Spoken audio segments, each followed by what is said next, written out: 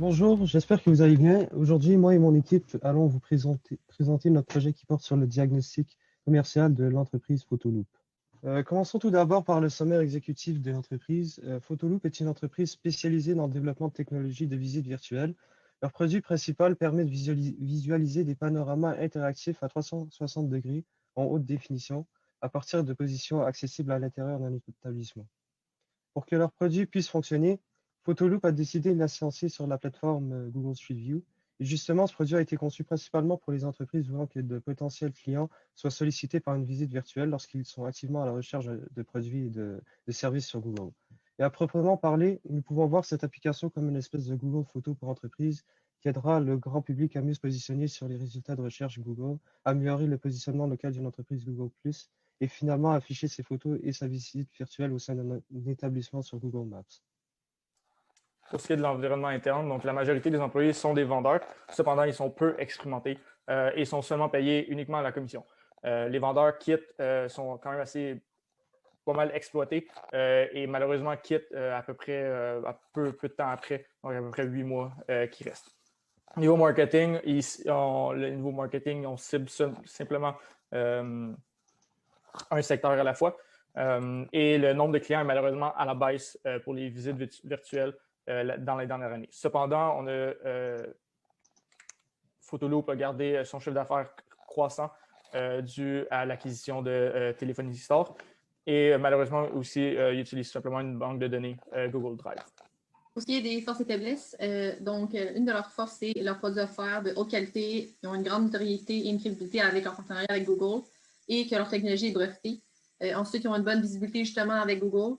Et aussi, ils ont un site web et un réseau de communication bien établi. Côté finance, ça se passe bien. Ils ont des bonnes performances financières et ils ont un budget pour de futures opérations marketing.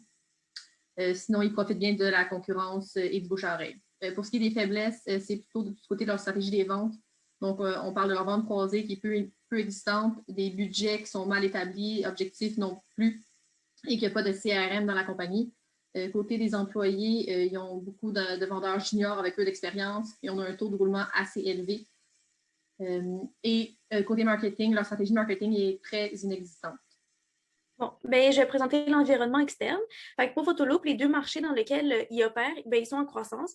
D'après les rapports d'analyse de marché, les caméras 360 puis les octocoptères vont connaître une croissance de marché dans les prochaines années avec un taux de croissance annuel cumulé de 27 et de 15 respectivement. Fait qu'une des raisons de l'opportunité de croissance pour le marché, c'est qu'il y a une utilisation à la hausse d'appareils de photo 360 dans divers secteurs comme le sport, la photographie, festival, etc. Fait en plus de ça, en 2015, Google a engagé une compagnie indépendante pour faire une étude de marché quantitative sur l'impact que les visites virtuelles sur l'intérêt des consommateurs. Puis avec cette étude, on a pu confirmer que les études virtuelles aident à doubler l'intérêt pour les affaires. Fait comme on voit ici qu'il y a 48 d'intérêt avec des tours virtuels 360. Fait que non seulement ça, mais parmi les personnes interrogées, on a vu que 67 ils souhaitent que plus d'entreprises aient des visites virtuelles. Fait que ça signifie que les gens apprécient activement les visites virtuelles quand ils se rendent sur des sites Internet de l'entreprise. Puis, pour conclure l'analyse externe, je peux passer à la prochaine diapo, on peut voir qu'il y a différents secteurs d'affaires qui sont en croissance dans le marché, puis qui pourraient être profitables pour Photoloop. Fait que, par exemple, en octocoptère, il y a la défense et la sécurité. Puis pour les caméras 360, on parle principalement de l'immobilier puis du secteur automobile. Bon, maintenant que j'ai mis la table en présentant l'analyse externe, on peut passer aux opportunités et menaces. Fait que pour les opportunités, on vient de voir qu'il y a une bonne opportunité de marché. Fait que je ne vais pas le répéter, mais le marché est attrayant. La deuxième opportunité, ce serait que Photoloop fait face à des opportunités de contrat B2G. Fait que le gouvernement a sorti plusieurs appels d'offres. Puis finalement, une opportunité est que les services comme Photoloop, ils fit bien avec la majorité des secteurs. Fait qu'il existe une immense base de clients potentiels. Puis ça, c'est une opportunité pour Photoloop d'aller chercher davantage de clientèle. Par rapport aux menaces, à cause de COVID, c'est sûr que ça va affecter le marché. Parce que certains marchés lucratifs qui sont à l'arrêt, comme le tourisme et le golf. Une deuxième menace, ce serait la perméabilité de marché qui profite non seulement à Photoloop, mais à ses compétiteurs. La troisième menace, c'est que Photoloop risque de manquer de personnel à cause de COVID quand ils vont devoir se confiner ou prendre des vacances de rétablissement. On pense notamment à Mathieu qui est déjà à 3 mois de confinement. Puis finalement, la dernière menace, c'est que certains clients sont méfiants et dubitatifs quant à la technologie. Pour les enjeux commerciaux, pour en parler, on va analyser surtout le chiffre d'affaires. Alors, en analysant, on remarque quand même pour les 3 premières années de l'entreprise une croissance exponentielle. Pour la 4e année, puis c'est d'ailleurs l'année dernière, on a toujours une croissance, mais c'est une croissance moins accrue. Cette croissance moins accrue risque d'être inquiétante si elle n'est pas remédiée. Ça pourrait mener bien à une stagnation. Alors, pour rechercher les effets sur le chiffre d'affaires, on en remarque surtout que c'est la quantité et le type de client qui influence le chiffre d'affaires. Puis surtout que l'entreprise a un nombre très limité de grandes entreprises comme clients. Donc l'enjeu principal serait surtout de cibler les grands clients qui posséderaient plusieurs locaux, donc qui sont capables d'offrir quand même plusieurs contrats et visites virtuelles. Et aussi une bonne stratégie marketing et ne pas se limiter aux ventes au contact direct.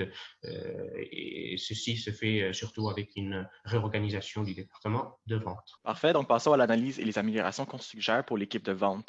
Donc la première suggestion, ça serait d'investir dans des vendeurs qui ont plus d'expérience et plus de compétences et aussi de rédiger un profil recherché et une grille d'évaluation qui correspond pour quand on les fait auditionner pour le nouveau poste.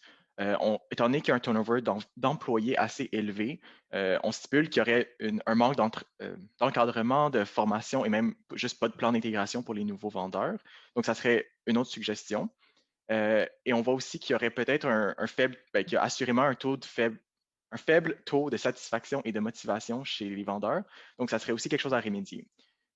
On remarque aussi une mauvaise gestion des efforts au sein de l'équipe parce qu'ils visitent plus de prospects que de clients qu'ils décrochent.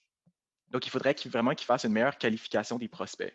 Et étant donné qu'ils visent un nombre croissant de clients à chaque année, ça serait bien de commencer à investir dans un système CRM pour les aider à analyser, collecter, consolider toutes les informations et faire des suivis. Pour ce qui est des objectifs de vente actuels, en fait, il n'y en a pas vraiment. Donc, ils vont viser 1 ou 2 secteurs de front avant de passer au prochain.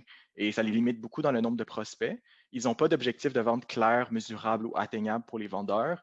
Ils n'ont pas de plan d'action commercial détaillé selon les types de prospects, ni de stratégie pour favoriser le cross-selling. Donc, il serait plus profitable pour eux de viser plusieurs grands secteurs simultanément. Comme ça, ils peuvent décrocher les grands joueurs avant leurs concurrents et les compétiteurs dans le secteur vont suivre les grands joueurs. Donc, pour ce qui est de la stratégie de mix marketing, on va juste passer brièvement par chaque point du mix marketing. Donc, concernant le produit et l'expérience, Photoloop offre 2 services, la visite traditionnelle puis la visite aérienne. Qu'est-ce que les clients veulent en termes d'expérience? C'est un produit qui est intégrable facilement dans les plateformes web. Ça peut être une plateforme web personnalisée ou encore en utilisant des builders comme Shopify. Et ils veulent aussi un service qui est intégrable dans leurs réseaux sociaux comme Instagram et Facebook. On remarque aussi au niveau nom que Photoloop a un nom défini. Par contre, les produits qu'ils offrent n'ont pas de nom distinctif, ce qui pourrait être intéressant pour leur marketing. Niveau prix-échange, on voit que le prix de Photoloop suit ses compétiteurs et que la tarification se fait en utilisant un forfait. Le niveau échange, qu'est-ce qu'on cherche avec Photoloop? C'est d'offrir une conversion des visites virtuelles en visites physiques pour ses clients contre un forfait. Niveau Place Everywhere, où qu'on peut trouver Photoloop, c'est par l'entremise de vente directe, donc la prospection, le cold call, donc le télémarketing, dans les foires et le bouche à oreille. Donc, pour les prochains points, promotion évangélisme, ça revient un peu au Place Everywhere vu que c'est un produit numérique. Donc, on peut retrouver de l'information sur des plans faits promotionnels, le télémarketing, le site web et le bouche à oreille. Niveau personnel, on voit que les postes importants chez Photoloop sont en péril par la maladie ou des problèmes légaux ou plein d'autres raisons. L'équipe des ventes est défaillante pour des raisons qu'on a vues dans le point précédent. Et niveau évaluation, si on regarde tous les points qu'on a discutés dans le mix marketing, on voit en somme que la stratégie de promotion est inefficace. On utilise des outils de promotion télémarketing et on oublie des outils puissants comme la promotion numérique en utilisant Google Ads ou Facebook Ads. La formation des ventes, on a vu qu'elle était pas efficace ou même pas définie. Il n'y a pas d'incitatif à performer puis un haut taux de roulement chez les vendeurs. Principalement, on oublie beaucoup la publicité web. Donc, par la suite, nos recommandations seraient de mettre en place un CRM immédiatement. Par la suite, on voudrait augmenter le nombre de ventes croisées, donc vraiment pousser pour la vente, le cross-selling. Sinon, il y a toute une restructuration qui serait à faire du côté des ventes, donc les vendeurs avec plus d'expérience, repenser la rémunération et une spécialisation des vendeurs par secteur. ou si on veut viser les grandes entreprises, comme on l'a dit précédemment. Et ce serait important d'estimer aussi le cycle de vente. Donc, niveau COVID-19, qu'est-ce qu'on remarque en ce moment? C'est beaucoup de difficultés, principalement chez les petites entreprises. Puis ça, c'est les clients principaux de Photoloop en ce moment. Le niveau aussi dans la restauration et le tourisme, aussi des gros clients chez Photoloop. Mais même si le COVID est difficile pour l'entrepreneuriat en général, ça représente aussi des opportunités de taille. On a identifié l'immobilier comme une solution pour augmenter le chiffre d'affaires. L'immobilier est en pleine croissance, particulièrement au Canada. Elle utilise des technologies comme le VR ou le AR, puis on pourrait facilement investir de la recherche et développement là-dedans pour adapter le produit de Photoloop pour ce marché. On a aussi vu dans l'énoncé du problème que niveau surveillance, la police aurait peut-être besoin des services d'octocoptères ou des services de sécurité privée. La COVID, ça amène des pertes d'emplois chez beaucoup de vendeurs en ce moment, puis ça peut être une opportunité pour Photoloop d'engager ces vendeurs-là d'expérience qui cherchent un emploi. On voit aussi que la COVID, ça peut permettre de faire un pivot vis-à-vis les entreprises visées. Donc, on peut viser plus des grandes entreprises. On a vu que grâce à la grande entreprise que Photoloop, elle a pu avoir un chiffre d'affaires qui était quand même en croissance, même si elle a perdu des clients en général. Le COVID-19 peut permettre de faire un virage vers une promotion plus numérique qui est plus efficace et de mettre beaucoup d'emphase sur les services à la clientèle. Donc, considérant le pivot COVID et les recommandations qu'on a suggérées, on a énuméré 3 catégories d'actions. Donc, la première, c'est la stratégie mix marketing. La deuxième, c'est la formation et le développement de l'équipe de vente et les structures d'action. Et enfin, la structure organisationnelle. Donc, pour chacune de ces catégories d'actions, on a défini des actions qu'on devrait prendre. On a identifié les parties prenantes responsables et on a identifié des objectifs visés pour chacune des actions. Pour chacune des catégories. Et enfin, on a estimé une date de complétion. Et cette date de complétion prend en compte la durée, l'effort et la priorité de chacune des actions. Donc, il y en a à long terme et à moyen terme. À court terme ou à long moyen terme. Donc, la première catégorie est la stratégie de mix marketing. Donc, les actions à court terme qu'on aimerait prendre, ça serait d'investir dans des publicités sur les réseaux sociaux et aussi élargir les secteurs d'affaires, que ce soit dans AR/VR ou avec le gouvernement. Et à plus long terme, on voudrait effectuer des estimations de cycles de vente plus fiables et des projections de vente pour les ventes futures, ainsi que rédiger une stratégie de marketing au long terme, donc plus que 5 ans, qui va viser la diversification des clients et des services. Et les objectifs qu'on vise, ça serait une augmentation d'au moins 30% des clients et une croissance annuelle du chiffre d'affaires d'au moins 50%. Pour ce qui est de la structure organisationnelle, on veut que Photoloop prenne des actions qui ont comme objectif d'avoir des spécialistes de marketing et en vente fiables et expérimentés, puis restructurer l'équipe des ventes pour augmenter l'efficacité de performance. Qu'est-ce qu'on voudrait, c'est qu'en un mois, par exemple, ils puissent recruter un nouveau spécialiste pour marketing qui va remplacer Mathieu, puis c'est des partir de Pascal. Sinon, pour 12 mois, une des actions les plus importantes à faire, ce serait d'engager un nouveau directeur des ventes qui est spécialiste de CRM pour mettre en place un CRM et former les vendeurs. On peut passer à la prochaine diapo. Donc, pour la formation et le développement de l'équipe de vente, on a plusieurs actions à prendre aussi qui ont pour objectif de diminuer le turnover rate des employés, de mettre en place un plan d'intégration représentatif du cycle de vente et d'augmenter le taux de satisfaction des vendeurs. Donc, par exemple, une action à prendre qu'on veut qu'il se fasse dans le prochain mois serait d'engager les vendeurs qui fait les yeux doux à Bernard en s'assurant qu'on signe une clause NDA. Sinon, à plus long terme, on voudrait élaborer un plan d'intégration pour les nouvelles ressources humaines ou mettre en place un nouveau CRM puis créer des formations appropriées à cet outil. Donc, pour aider l'entreprise à aller vers le bon sens et assurer sa progression dans le temps, certaines méthodes de contrôle peuvent être suivies.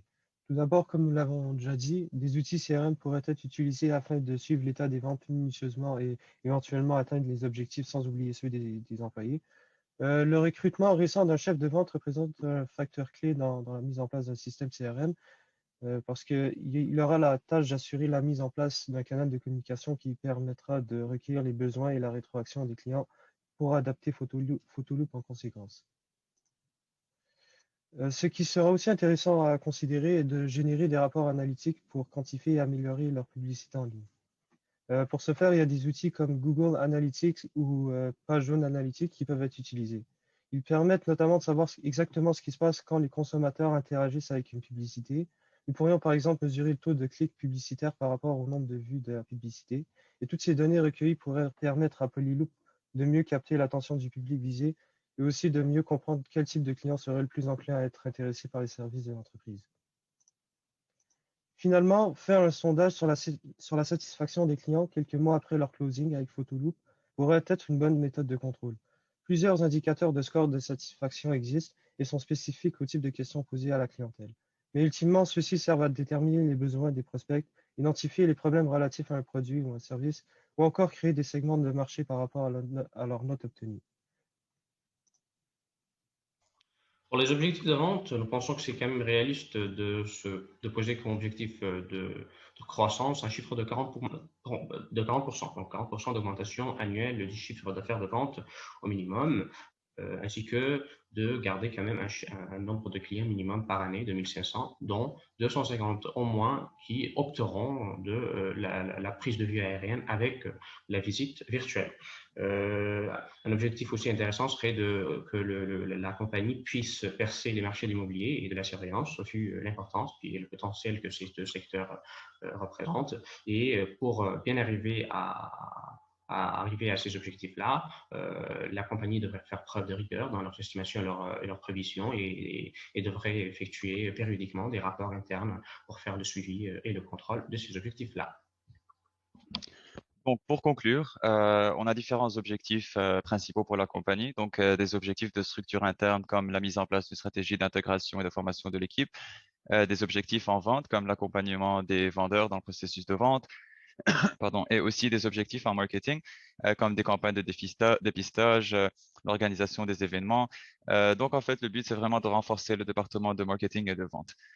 On fait le diagnostic en 3 différentes phases. Donc, la première phase qui est l'analyse interne, qui met en vigueur les problèmes internes comme l'organisation, la formation, donc des facteurs en fait au sein de l'équipe de vente.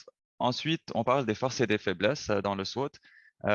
Donc, on voit que les faiblesses, en fait, c'est aussi des choses internes liées à l'équipe de vente, tandis que les forces, c'est le produit et les services qui sont offerts, donc qui sont de haute qualité, qui sont certifiés par Google, qui leur donnent aussi une bonne visibilité, etc.